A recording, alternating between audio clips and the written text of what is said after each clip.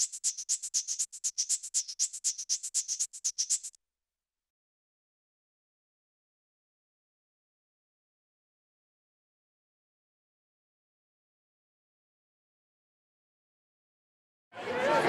welcome to Tell Us Something.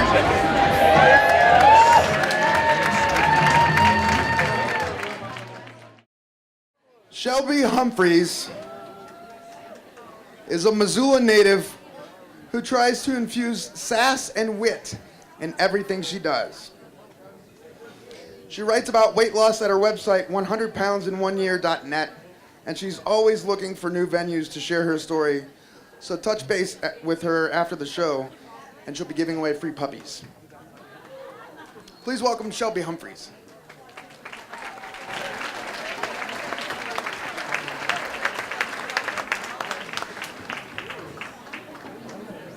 Is that good? Can you hear?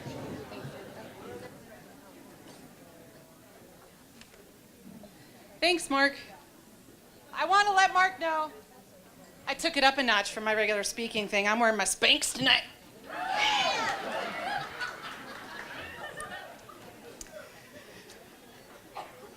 Growing up in Lolo, just a little bit south of here,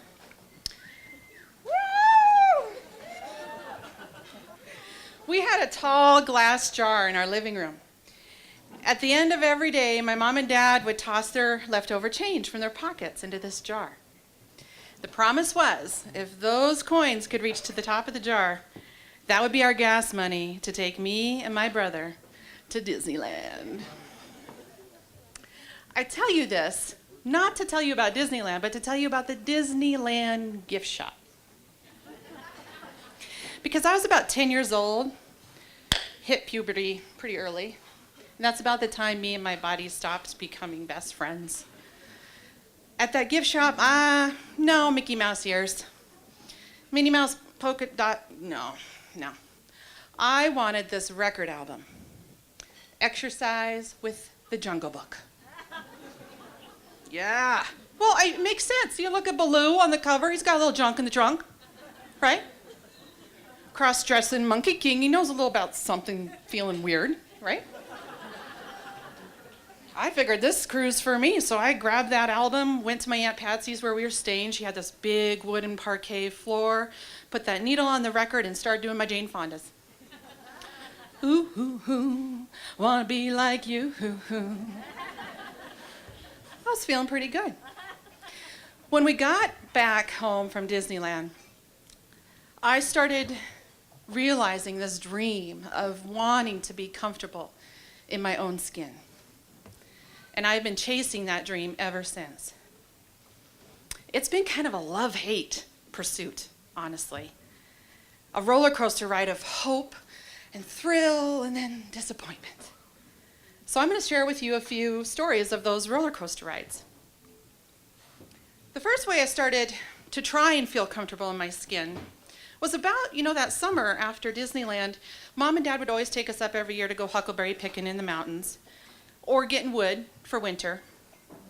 That's a lot of opportunities while Mom and Dad are busy for a 10-year-old girl to be really bored.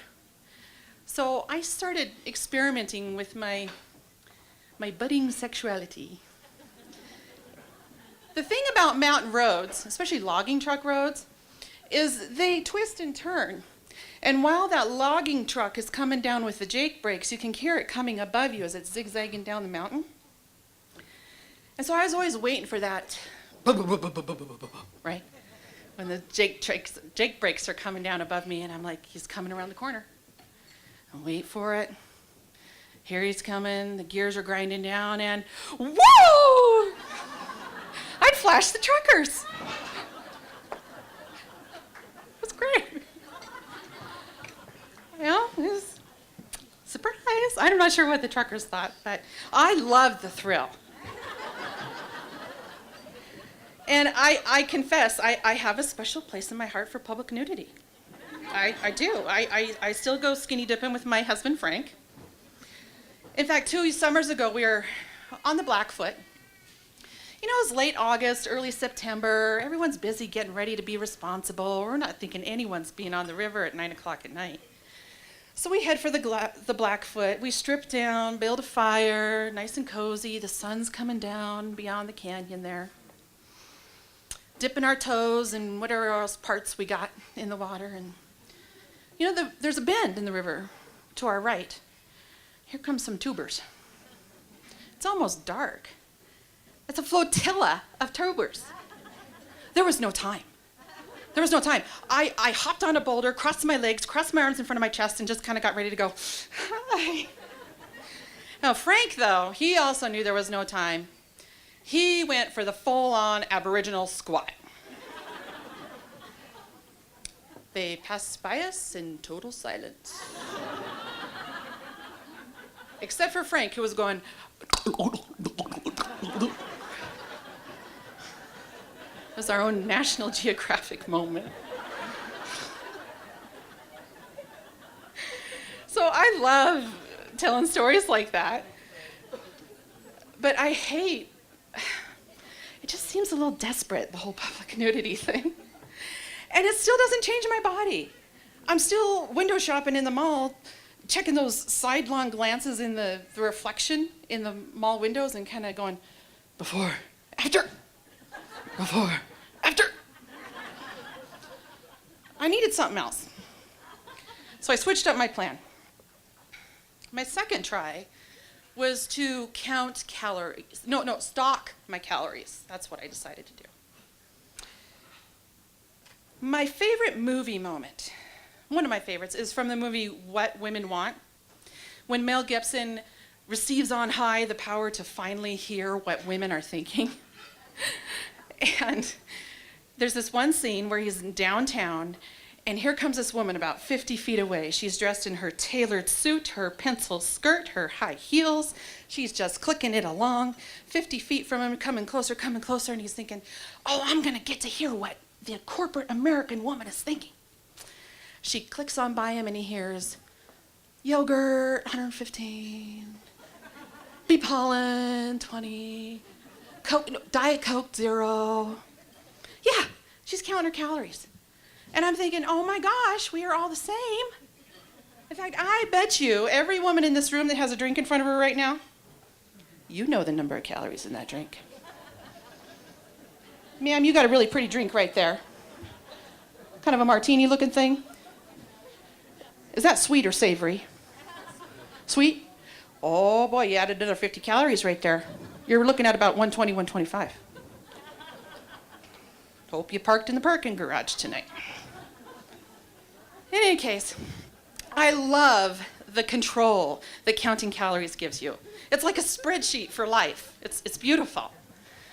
But I hate the inevitable binge that always happens for me. Because when I tourniquet my appetite like that, it all just kind of eventually spills out the sides. Like my muffin top when my jeans are too tight. And it's a horrible feeling. I always end up with this thought like, am I really the kind of person that chooses to feel like this? So I switched it up again. Forget the food, forget the body. Let's go for personal accomplishment. Kind of like skinny dipping, but less embarrassing for the witnesses. So things I love is like this right now. I love talking to you guys. I can sort of see your faces and the energy in the room, listening to Beth. It's wonderful. But I hate, I really hate what I know is going to happen tomorrow, or maybe even tonight. I call it the performance hangover. I'm not talking my tequila and soda over there on the table. I mean that day after letdown, when it feels like purpose has just gone and aborted my soul. I guarantee you, I'm going to have to think of thoughts tomorrow like, that wasn't what I thought it would be. Oh, God, I hope I didn't look fat on stage. Or, well, what do I do with my life now? Well, I did ask some professional friends of mine who often get this performance hangover. I said, but how do you handle it? And someone quoted Joni Mitchell to me. Evidently, Joni Mitchell's too busy thinking about her next project to even think about what she's thinking about. And I'm like, good for Joni Mitchell. She was too busy, but you know, I realized a few years ago, I have never taken the time to really objectively look at my body. And I ran across a picture of myself when I was 10 years old, about that Disneyland time. I was not fat. I was kind of cute. I wasn't real thin, but I was kind of cute. And that got me to thinking, maybe it's going on in here and not so much here. So that's when I started something radical. It was the one thing I had never tried, and everything I've always resisted. That's stopping. And I don't mean like stop talking right now. I mean stopping inside. Stopping the trying. Stopping the wanting to be different. I put myself through bed rest, actually. It was about 2 months long. I didn't know how long it would be, but it was a good time in life to do this. The kids were all grown up and out of the house. I have a husband who loves to cook. And I bought enough pairs of underwear to last me a week. So I was good to go. I would lay there in bed and not do a single thing. I'd argue with myself a lot. You should be doing this. You should be doing that. You're not being responsible enough. But it always came down to no, this is where it stops. This is where I'm resting. And that lasted for about 2 months until one day I had this experience in the bed. And the room just seemed it was like a waking dream where the room filled with light. And I felt like there were tons of souls all around me. And I knew beyond a shadow of a doubt that I was of great value, even if I never did another single thing. It was at that level, like I can look around this room at each one of you and know the same is true for every one of you. And that kind of energy, that just gets you out of bed. And I sparked a journey. I lost almost 100 pounds. Shake it up. Yeah. So I'll finish today by explaining that I am still having fun looking for ways to have my outside match my inside. I know a lot of people like to say beauty is only skin deep, but it's been more complicated than that for me, honestly. I prefer this Italian phrase. Let's see if I can say it right.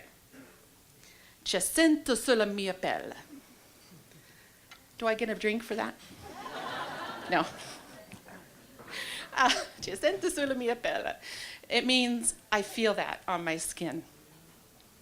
Meaning it starts in my core and it radiates out through every fiber in my being and seeps through the pores until I can feel it on my skin. And that's how I feel right now.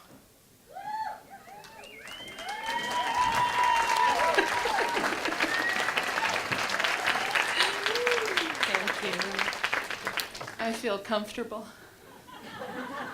even on my skin. Thanks.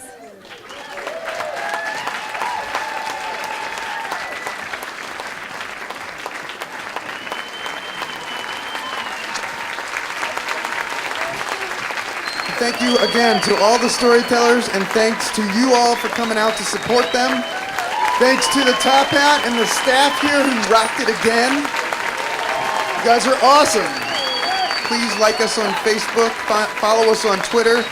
Thanks again to the bookstore at the University of Montana, Fact and Fiction Books, Rockin' Rudy's, Haley Faust, and Zoo City Apparel. Thanks again, everybody.